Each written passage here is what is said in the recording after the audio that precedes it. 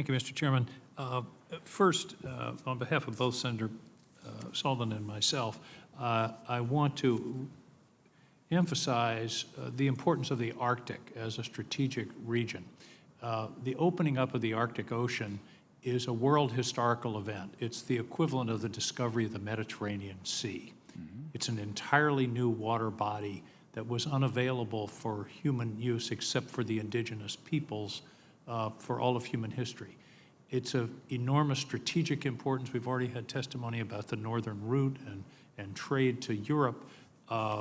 There just are any number of strategic imperatives, and it has not been a serious focus of the United States government for obvious reasons. The Chinese now to have declared themselves a near Arctic nation.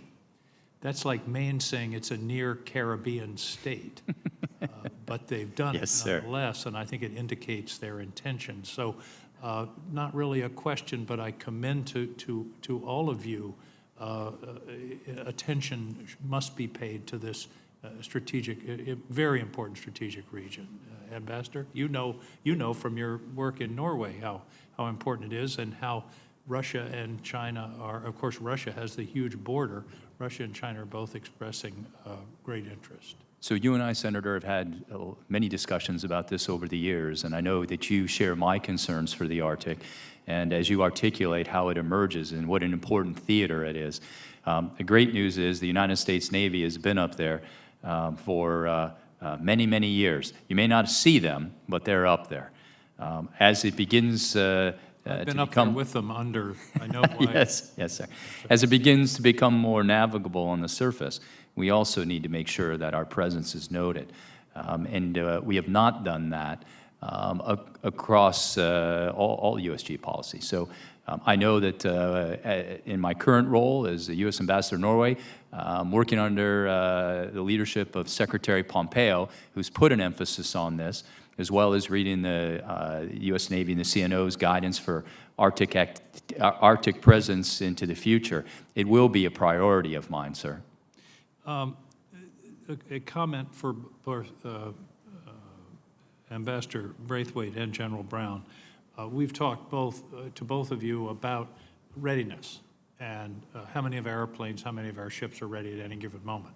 I would appreciate it if, for the record, you could supply, and this may take some time to consult with your new staff, a goal, a target, a hard target, 68% or 73% or hopefully 87%, whatever it is.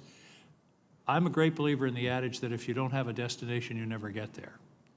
And I would look to both of you to give us a specific destination in terms of overall readiness and readiness of a specific platform. So if you could do that, I'd appreciate it.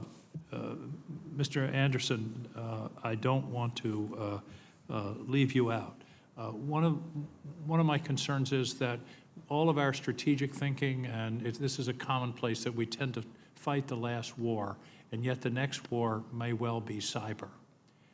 And I would like to have your thoughts on the importance of preparation, cyber deterrence, resilience, the general question, because this is where a country like Iran or North Korea that doesn't have the military capability could still strike at the heart of our country.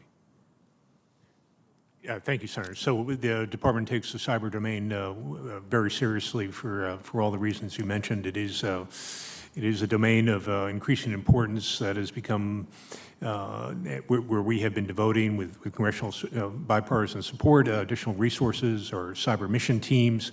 For example, we have General Nakasone, who's leading Cyber Command, and with assertive leadership, we have issued cyber strategies.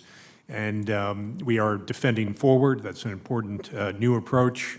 We are no longer on our heels when it comes to malign cyber activity by our competitors and our adversaries.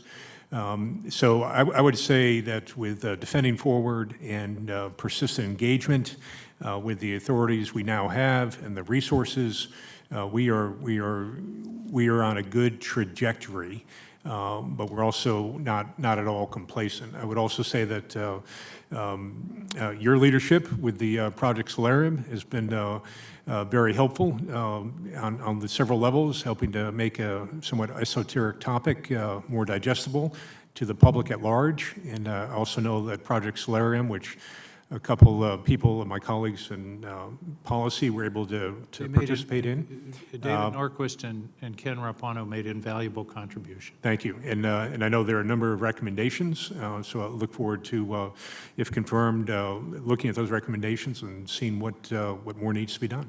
Thank you. I appreciate it. Thank you, Mr. Chairman.